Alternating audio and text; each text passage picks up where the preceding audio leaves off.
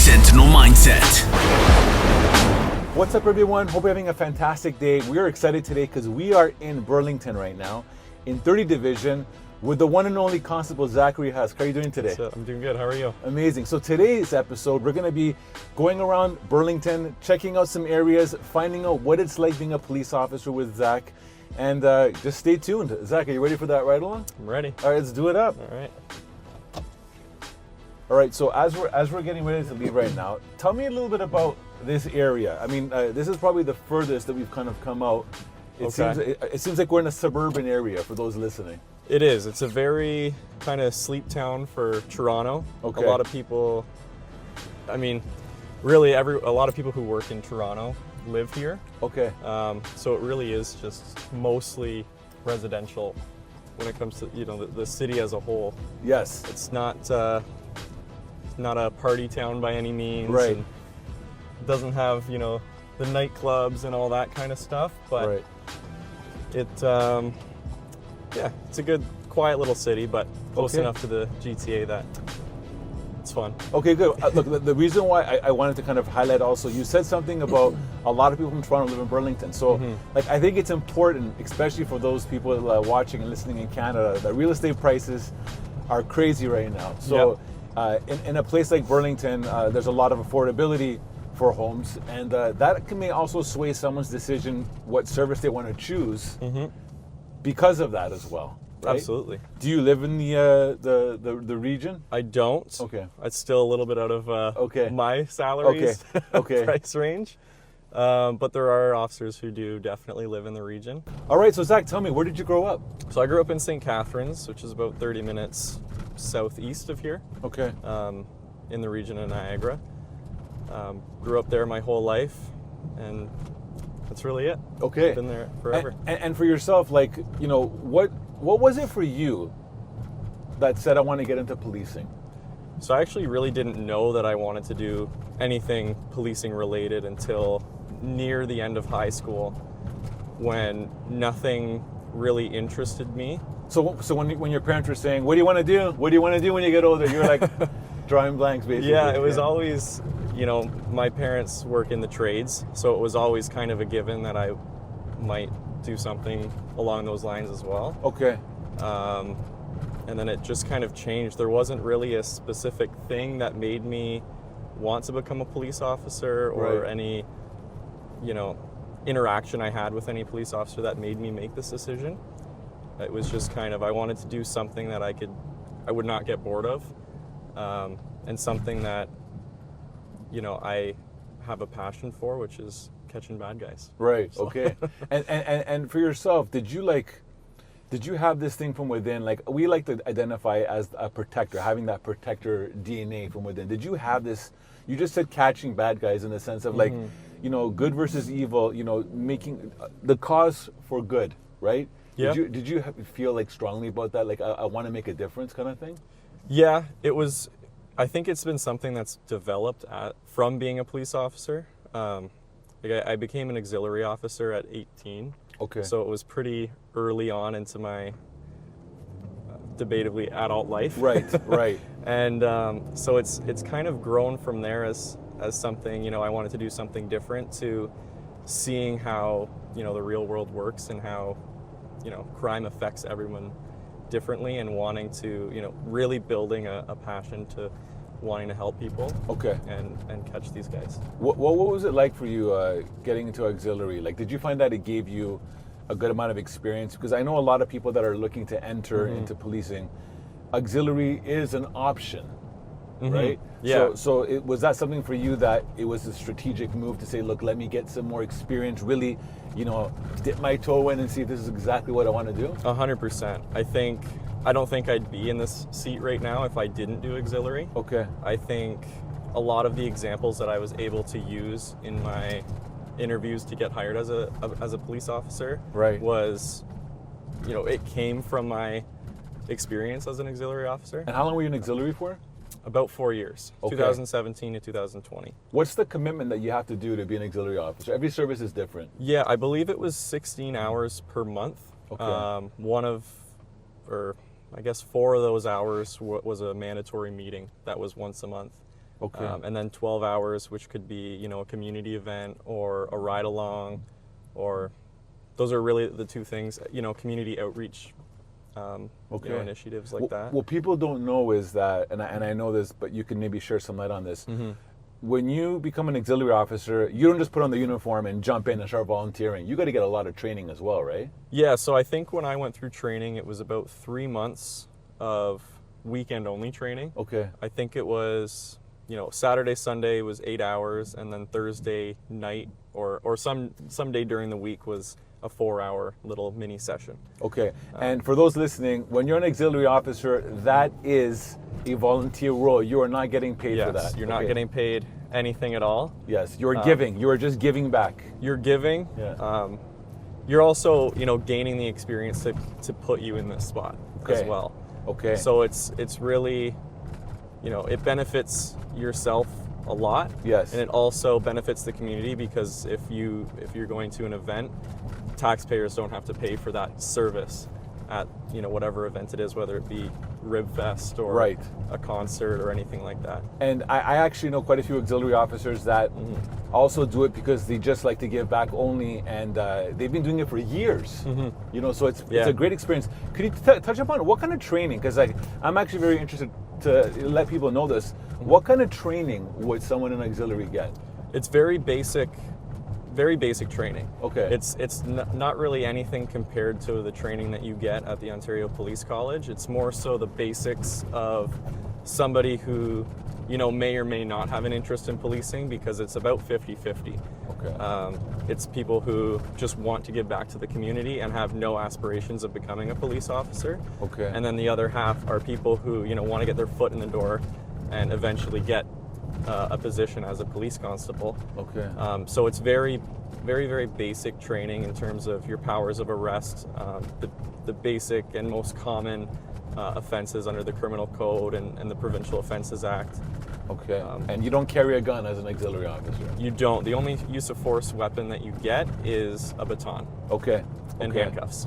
Perfect. Perfect. Okay, so you did auxiliary for 4 years, and now you're getting exposed to basically a uniform. You're getting exposed to like dealing with the public. So now your desire is ramping up, saying, "Okay, I want to make the next move." What do you do?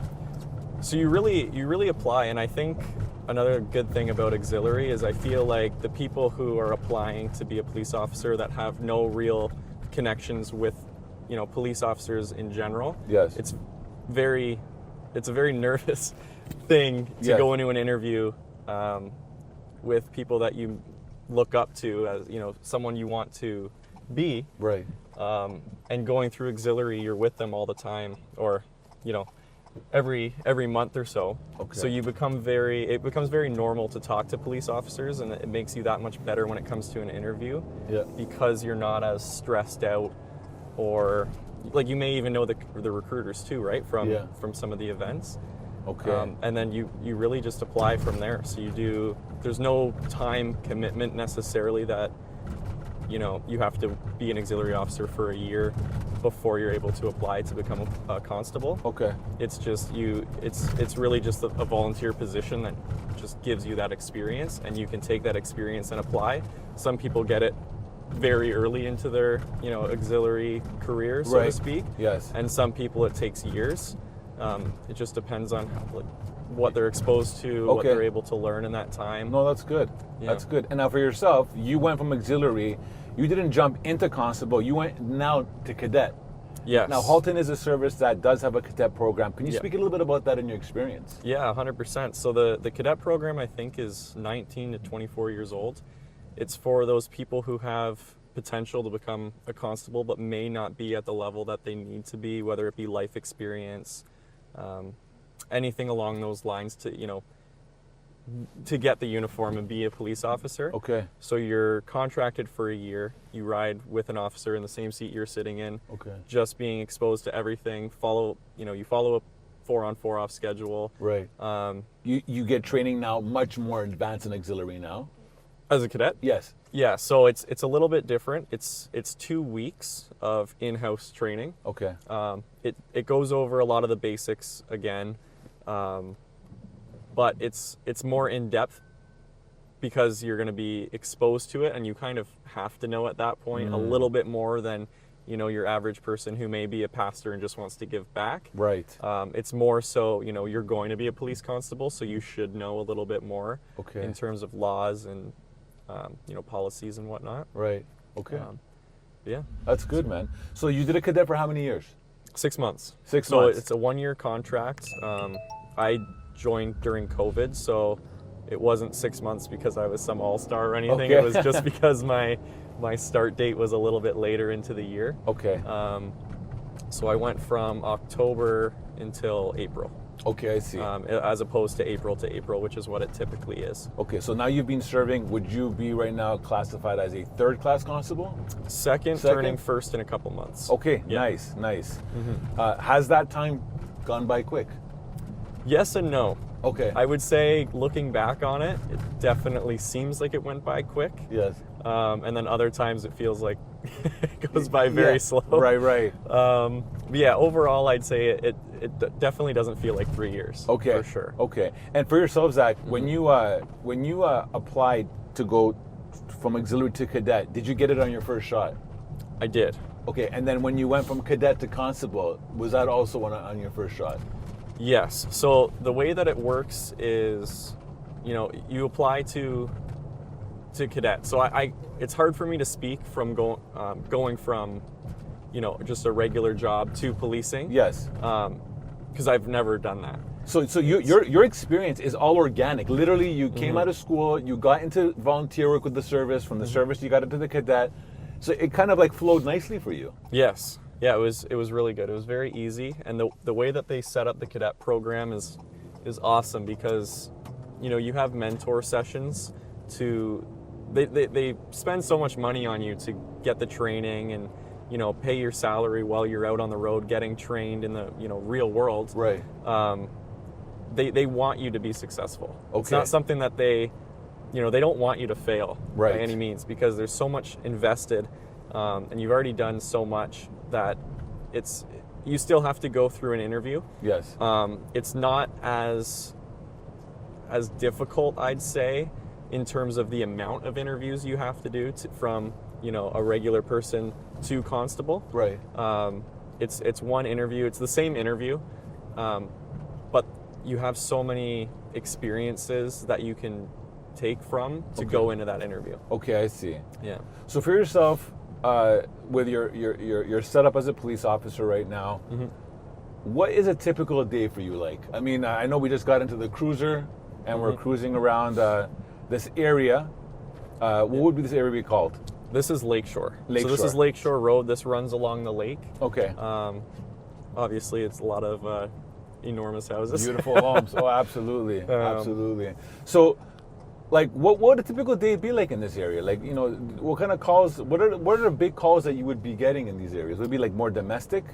So down here, because obviously people have money, Yeah. a lot of people have really nice cars. Okay. And in the GTA, obviously, there's a huge car theft problem. Right. That's what I feel like we see the most in terms of, you know, from a criminal aspect. Yes. So a lot of the times, this is the zone I typically work in, is considered the Lakeshore zone. Okay. It's a lot of stolen vehicles, a lot of, you know, domestics and calls that every service would deal with. But really, it depends on the day. There's not one day that's the same.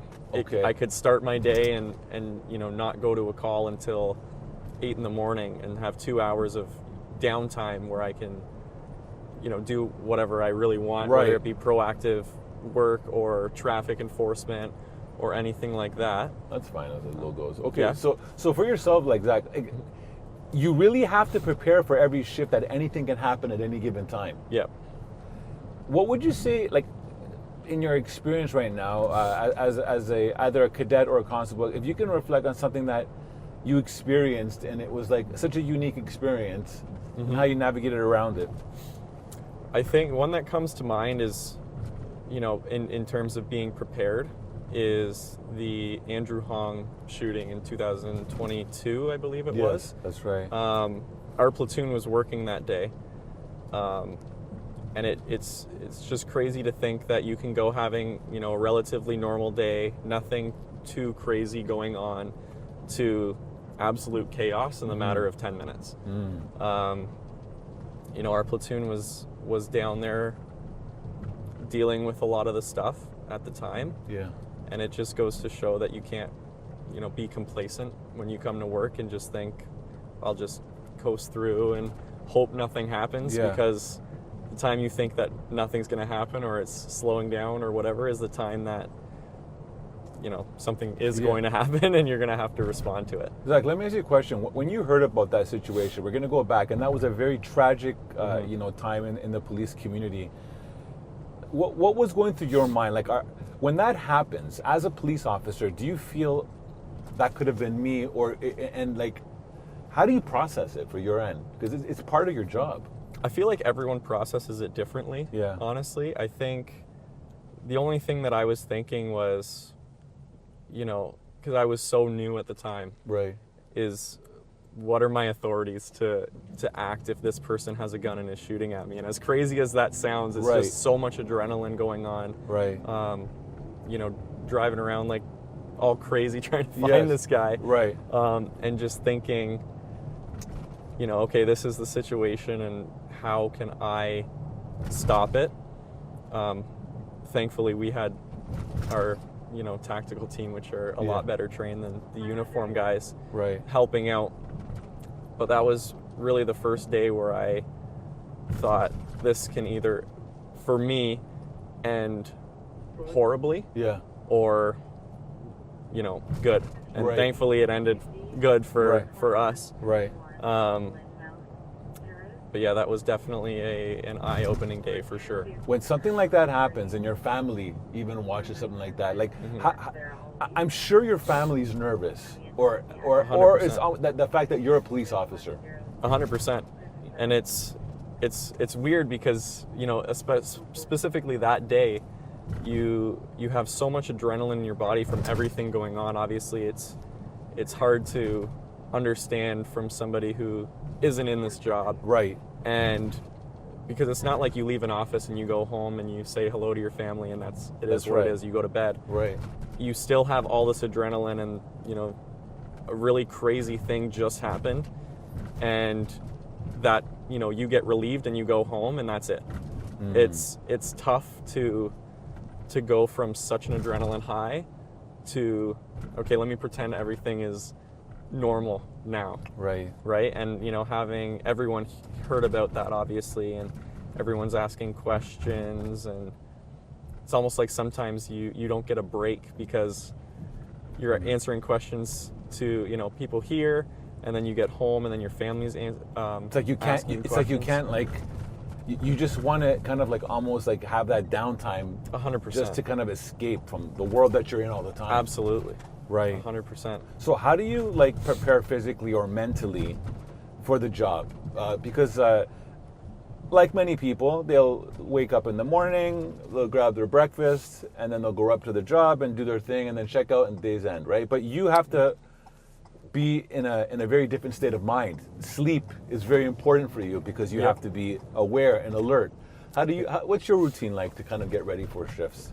So typically on day shifts, everything's different. Our schedule's all over the place, so every day is different. But typically day shifts, I'll get up around 3, come in for a workout before shift, and just kind of, you know, that's my time to kind of do what I want to do before I have to start work. That way after is I can focus on unwinding. Okay. And then that's really it. I don't have an issue sleeping necessarily. I don't find it too hard after a 12-hour shift. It's all I really want to do is hit the bed, and that's it.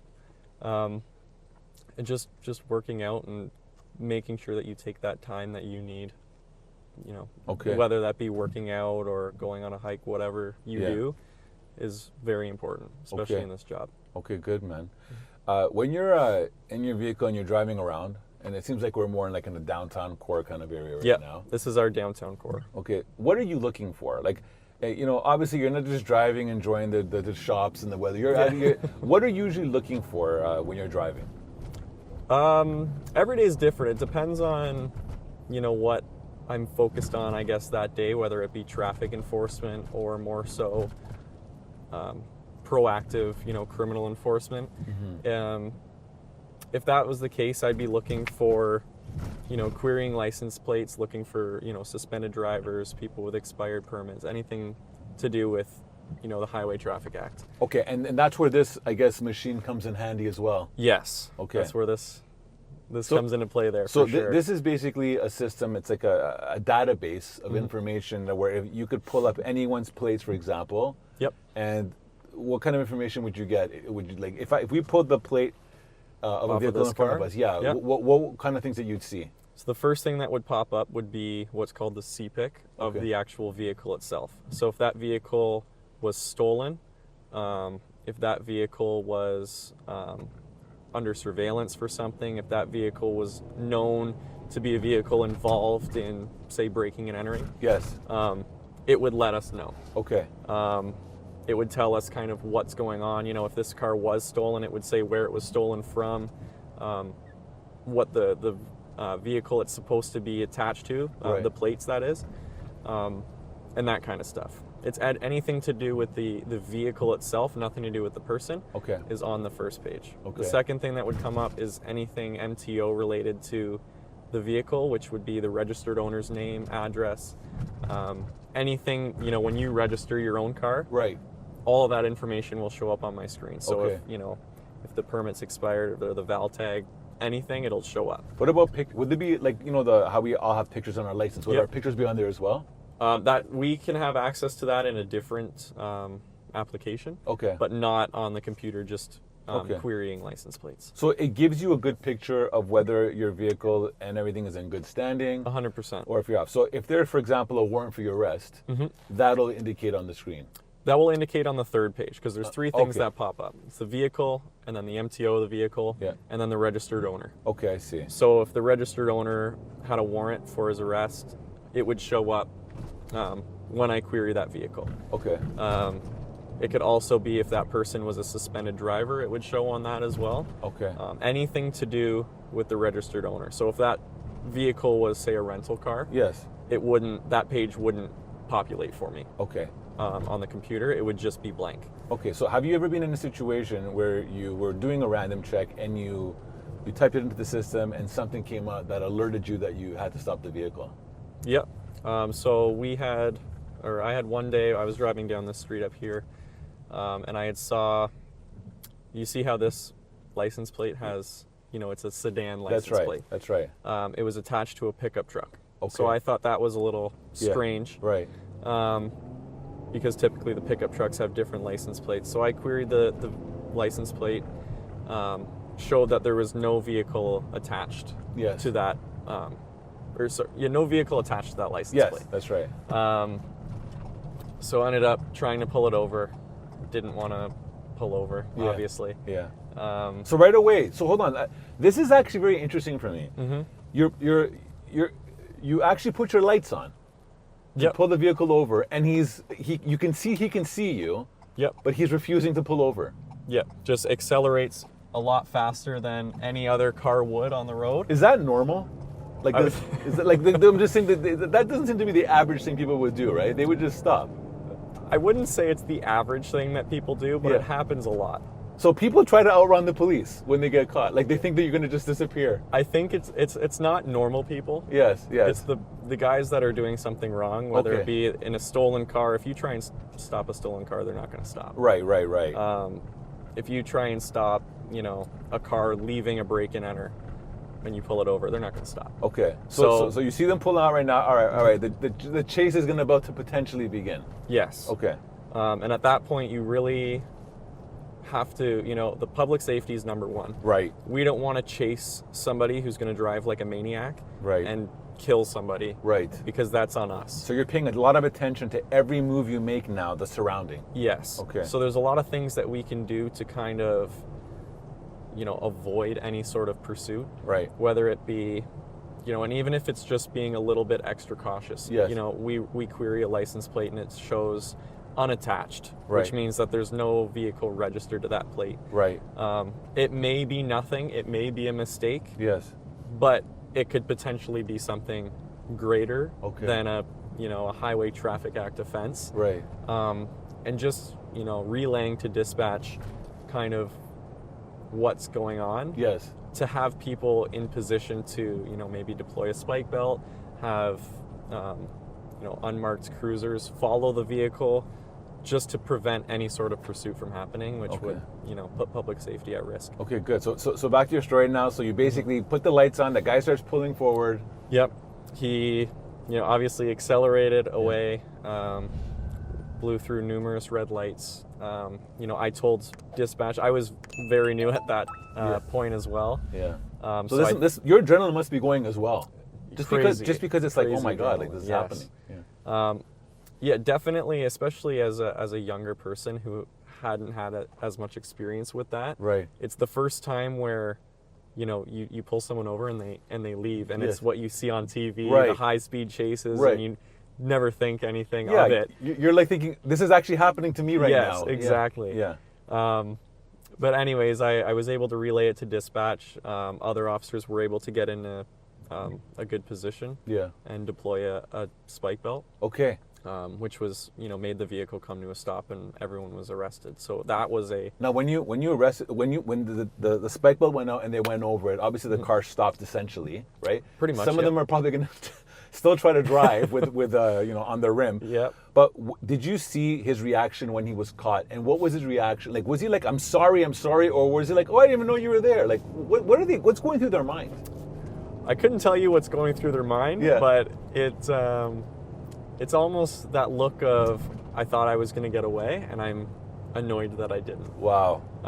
Okay. But there's no apologizing most of the time. I'm sure there has been. It's just either really one of two things happen, is they either surrender or they run away on foot. Okay. And at that point, obviously it's a lot easier for us if they run on foot, right? As opposed to in a vehicle, right? Because there's significantly less danger involved with foot in terms of the public. Okay. Okay. So that's really the two things that'll happen if you get to that point. Okay, so we've heard one side where basically you do a plate check and you try to pull someone over. There's a pursuit. Have you ever done something just like a general stop, and then you approach the individual, and the person was extremely kind to you, and very warm and welcoming, very understanding? Like, have you ever utilized those opportunities from an education opposed to enforcement? 100%. Okay. I'm not one to, I don't want to make anyone's life harder who doesn't need it, need it to be. Right. Especially if it's something as minor as, speeding to a certain extent. Right. I'll use those opportunities as education as opposed to enforcement. Okay.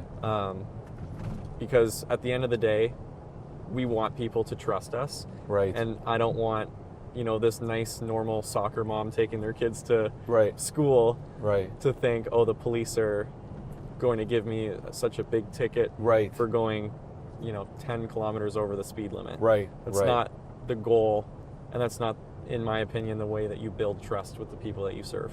How important is it to establish relationship with the community? I think it's very important. I think it's really everything, because, I tell people all the time, if you see something that you think is suspicious, don't think that you're wasting our time in calling us. Mm-hmm. Worst case scenario, it's nothing. We go and that's it. Okay. So it's really, we're not here to sit around and do nothing. If there's something suspicious, it's our job to check it out. Okay. So if, I tell people that all the time, you see something, that you think is weird, whatever it may be. Yes. We'll come by and check it out. If it's nothing, it's nothing. If it's something, then you just, potentially saved somebody from being the victim of something. Okay. Right? Whether it be property or anything else. Okay, amazing. I'm going to pause for 1 second now. Sure. How far are we from the station, roughly? 10, 15. Perfect. So drive back towards the station. Okay. That times my questions I'm going to ask you for this next segment. Okay. Okay. Sounds good. All right. So Zach, let me ask you this, because a lot of the job, again, involves you to be of able mind, physically for yourself. Mm-hmm. Do you? The prep test was a big part of basically passing the physical component. For yourself, when it comes to the physical side, do you try to say, like, I want to make sure that I'm keeping a healthy physical lifestyle on a regular? Yeah, I think, fitness is definitely very important. I grew up playing sports, so fitness has never been an issue to me in terms of, not having motivation to work out. It's always just been normal. Yes. For me. I mean, you played hockey, right? I played hockey and lacrosse, yeah. Okay, so those are both very physical sports that demand a lot of you from a cardio perspective. Yeah. Yeah. I think it's definitely important. I wish, honestly, I wish more officers took it as serious. Okay. I think, like you said that you guys do at the arena with the prep stuff, I think that's awesome. Okay. Because it's such a different way of working out than, going into a gym and, doing 5 sets on the bench press, as opposed to running the stairs, hopping the wall, the arm restraints, everything like that, the dummy drag, too. It's so much different than just working out.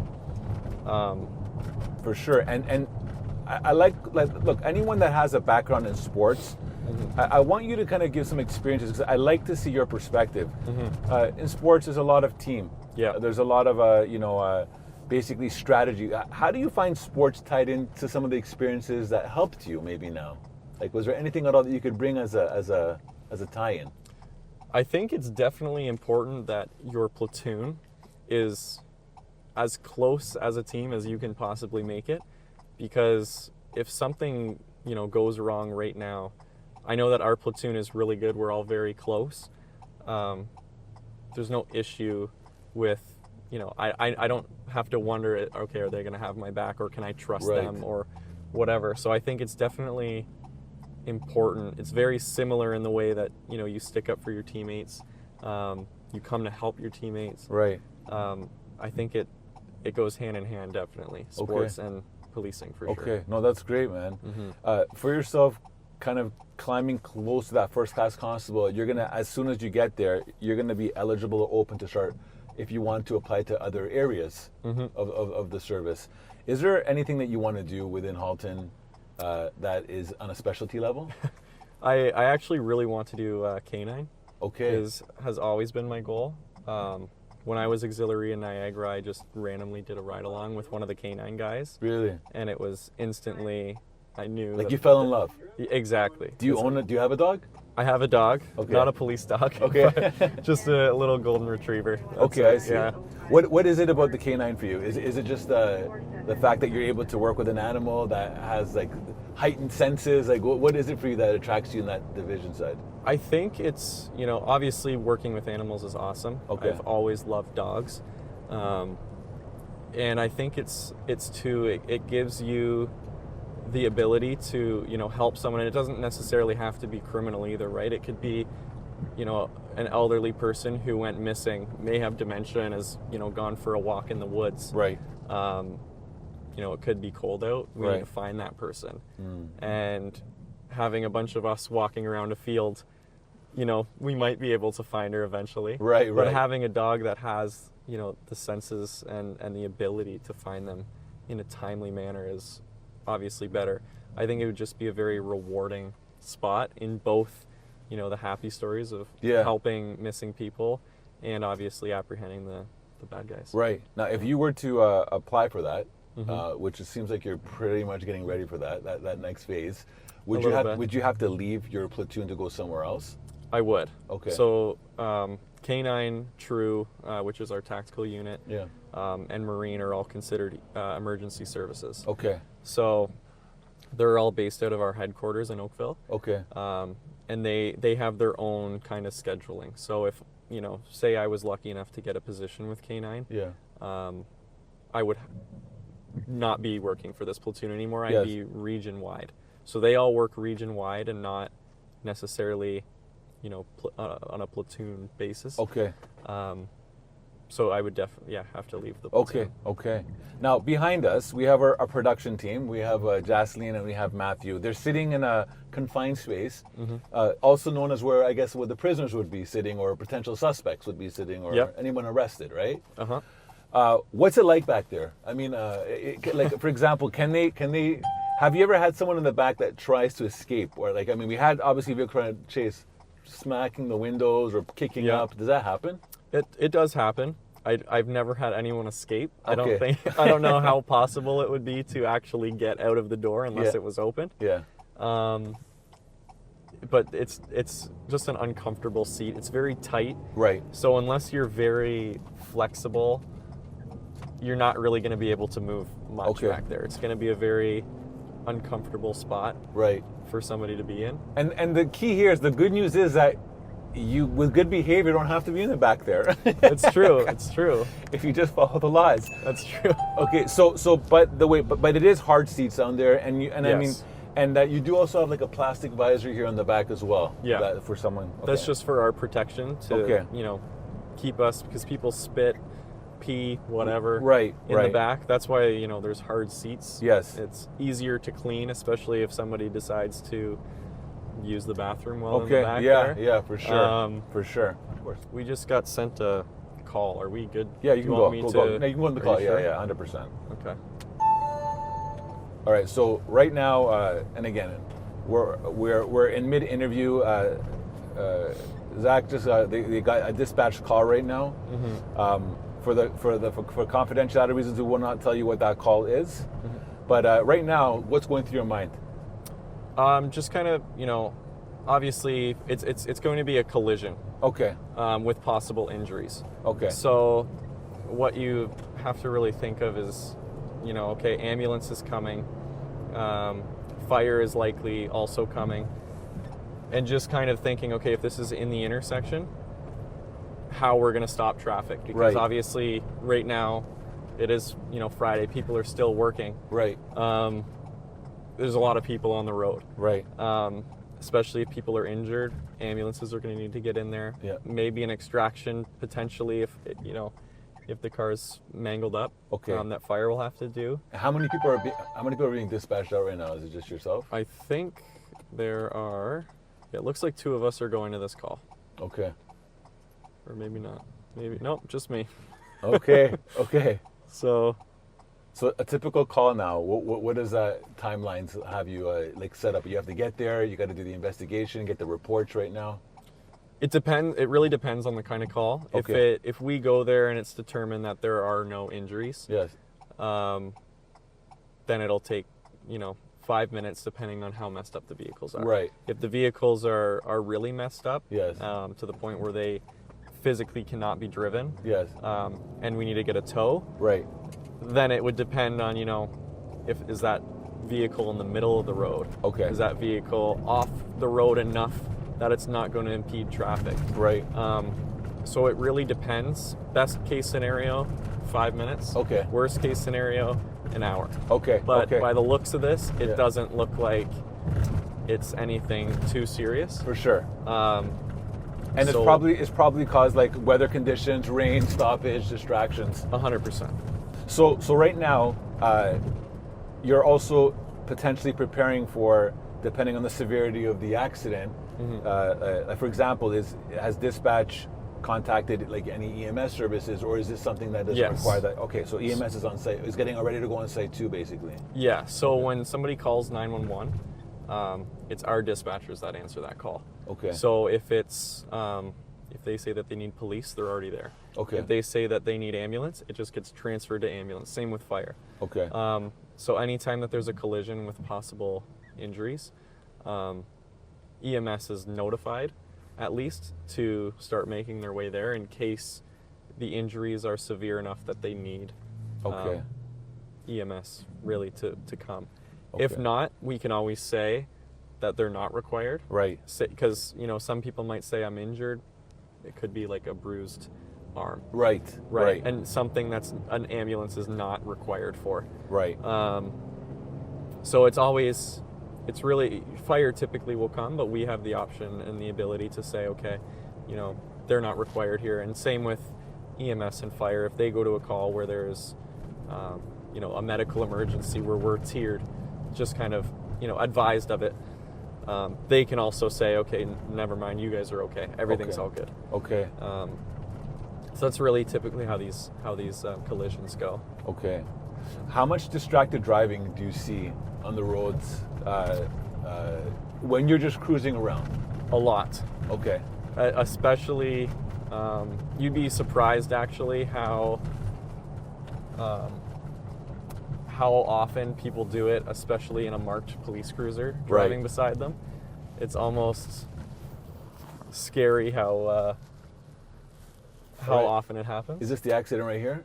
I think it's involving a school bus. Oh, so it might okay. be on the kiddie corner over there. So we're gonna have kids on a bus potentially. I'm not too sure. We'll have to see. They said that there's 3 students on board, Okay. but it says no cars look damaged right now. So Right. Okay. Good. Good. So good. far, so good. Okay. So this is it here. Apparently. Okay. But I don't see any damaged school buses. No. It might be that little thing over there. We'll check. Yeah. Unless they move their vehicles. Do you prefer when vehicles get into an accident? When I say prefer, that they stay where they had contact, so you can analyze the situation. It depends. If you're able to move your car, Yeah. obviously we would prefer if you move it into the closest parking lot. Right. And I think a lot of the times it goes, people don't understand is that you can just call or bring your car to the collision reporting center and do it that way. Right. So it doesn't necessarily have to be a police response. Okay. Okay. All right. Give We'll be in the car. 2 seconds. Yeah. All right, so this is the first for the Sentinel mindset, guys. You never know what you can expect, and right now, Constable Husk right now is approaching the vehicle, making sure everything is fine.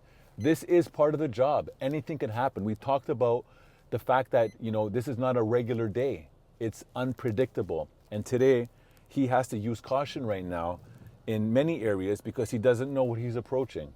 And we're going to let him do his thing and go from there. Oh, okay. I literally was coming, looked over because I saw her go. And Okay. You guys are all good? Yeah, okay. Is this like a school bus? Yes. Okay. Do you work with the city? No, I work with the company. I just have a run in this area, so they Oh, asked me okay. just to come and check on her and make sure she's okay. She's very shaken up. That's Okay. I don't really see much damage. No, that's what I just reported. Do you guys know where the collision reporting center is?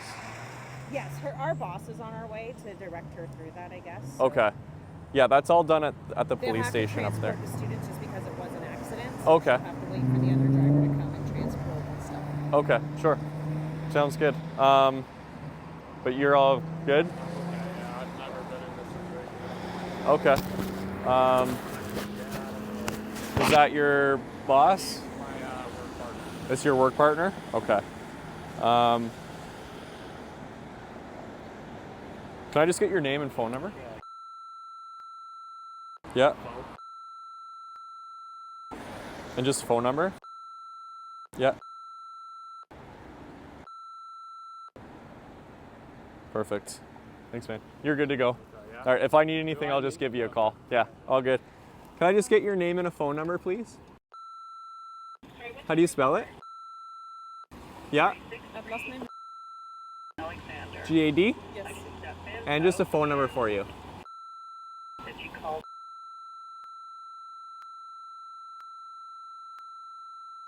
Yes.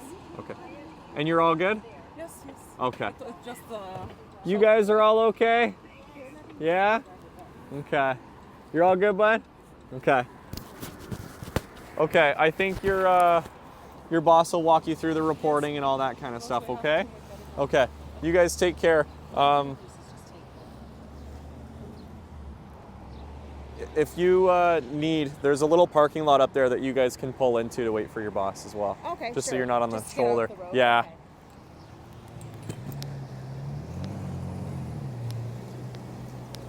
Lima 2. This is a 951 and it's going to CRC.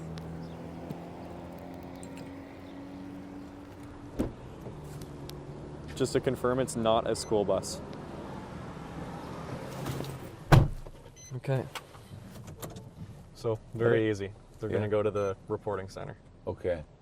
What were your initial observations? Any damage, or just more or less is kind of procedure for them? It's just more so procedure. I think just a little bit shaken up. So typically when people are, shaken up or haven't been in a situation where they've had a car accident, Right. then it's just immediately let's call the police and kind of sort it out from there. Okay. Okay. So, yeah, that's good. Really it. Good, man. So let's talk a little bit about dispatch. So Sure. dispatch is the communication hub that basically sends you in real time information. Are they expecting you to also communicate back to them on a regular basis?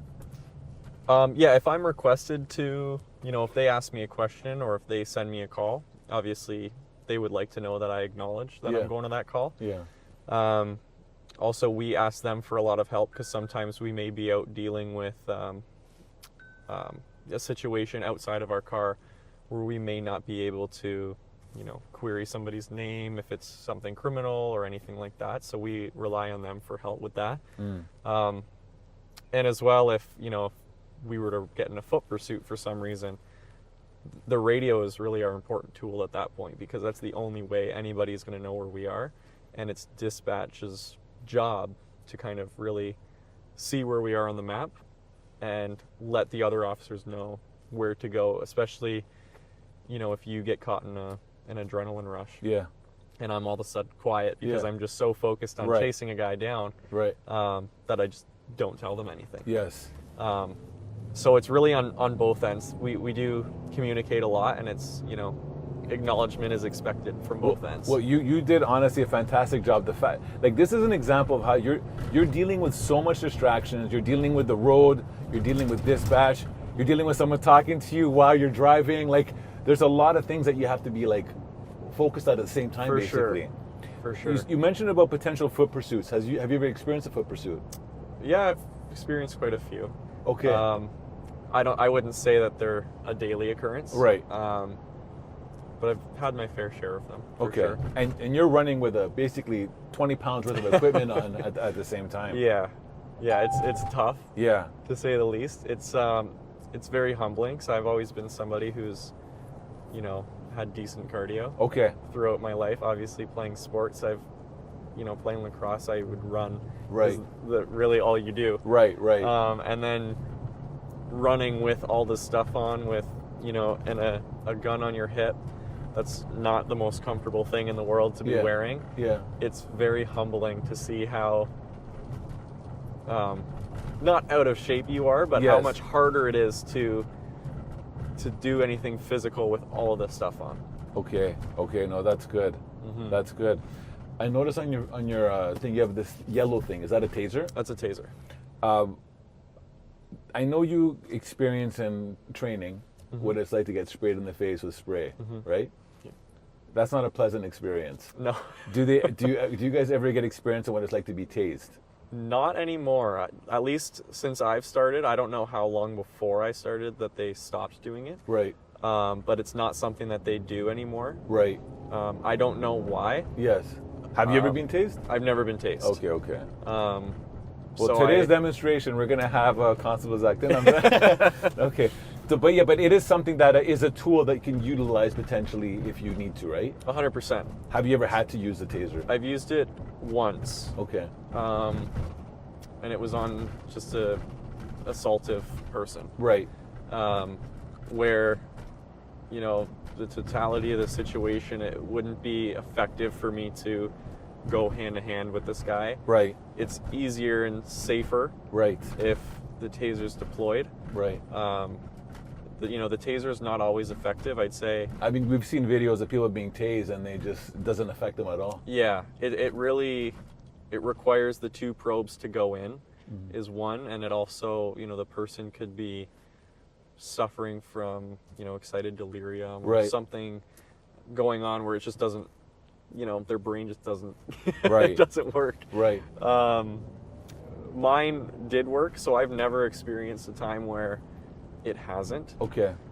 So I wouldn't really be able to speak to that, but I Right. know that, it's really, when you're thinking of using something like this, Right. obviously clothing is a big thing. Right. You wearing, like if you had a coat on, Yes. It'd have to penetrate. it would through have the to jacket. penetrate through that and touch your skin. Right. So sometimes there's too much fabric that the barbs aren't even long enough to touch the skin. So it has limited application depending on the circumstance. 100%. Okay, I see. It's a lot harder to use in the winter for Okay. sure because of all the clothing that people wear. Right. But again, it has to, you have to still make contact, and you only have 2 opportunities to make that contact. Right. With 2, projectiles coming out at one time. Right. Hoping that, you land those 2. Yes. At the same time. Okay. Otherwise, it's No. going to be ineffective. Makes sense.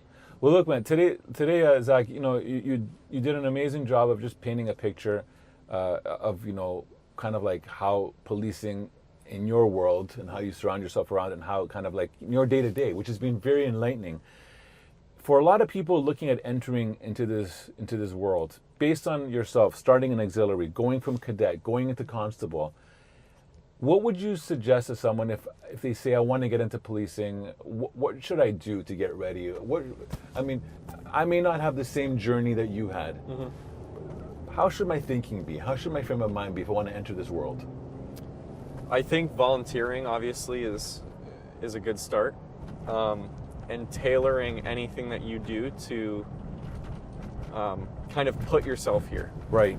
So, for example, I did auxiliary, which is, you're working with the police. Right. That's one way of doing it. You could also, mental health is a big thing in policing nowadays. Volunteering at a distress center, getting used to talking to people who are going through a mental health crisis, Right. is a good thing. Tailoring, what you decide to do in hopes that you are able to get a job as a police officer is a start. Okay. And you can do that. I think volunteering is probably the easiest way, especially because, a lot of people come from a business job, Right. switch to policing. Right. There's not much transfer of, skills from being an accountant to a police officer. Right. Right? So using volunteer opportunities as a way to tailor your resume Yeah. to be a police officer is what I would say would, benefit you the most. Okay, amazing. Now I know you grew up in the area pretty much, right? You're Niagara, like not too close, but for anyone listening, obviously we're with Halton today. Halton has some incredible officers. Why Halton? If someone wants to choose a career with the service, like why Halton Police Service? I think Halton is a good mix of everything. You have, your opportunities to do your own thing, whether that be proactive work, traffic enforcement, as well as the wide variety of calls and everything that comes with working in the GTA. It's not going to be a place where you're going to be consistently overwhelmed with how many calls you have to tend to. Mm-hmm. But you also get a really good variety and good experience doing everything that Halton has to offer. Okay. And everyone treats you very well here in terms of management. I've had no issues with anything. Okay. And I can't see myself working anywhere else. Amazing. To be honest. Well, I want to thank you, Zach, for your time today. I wanted you to also know, and I make sure I let every officer know that we speak to. I appreciate what you do. I appreciate the fact that you literally are putting your life on the line for the public, for the community, making a Halton a safer region, and I appreciate that, man. I want to commend you on that. Appreciate it. Thank you for all that you do, man. Awesome. Appreciate it. Ladies and Thank gentlemen, Constable Husk, and if you want a career with Halton Police Service, hrp.ca/careers. Thanks very much, everyone, and stay safe. Thank you for joining me in today's podcast. This podcast was created for protectors in the fields of law enforcement, executive protection, security, and anyone looking to level up their mindset. If you are learning from this podcast and you're enjoying it, please subscribe to our YouTube channel at the Sentinel Mindset. That's a zero-cost way to support us. In addition, please subscribe to the podcast both on Spotify and Apple. And on both Spotify and Apple, you can leave us up to a 5-star review. If you have questions for me or comments about the podcast or guests you would like me to consider on the Sentinel Mindset, please post all comments on YouTube. I do read all the comments. Please also check out our sponsors, thearenatoronto.com. The Arena was created to help all those in the fields of law enforcement, security, and all that achieve their fitness goals. I want to thank our producer Matthew Doyle and creative support Jaslene Singh, who help me with this podcast every week. We value your feedback and are here to support you. Tune into the Sentinel Mindset every week, where we look in the mirror to make real changes and explore what it takes to achieve greatness in your craft. This podcast is brought to you by Executive Protection Lifestyle Canada. Make sure to drop by next week and don't forget to subscribe.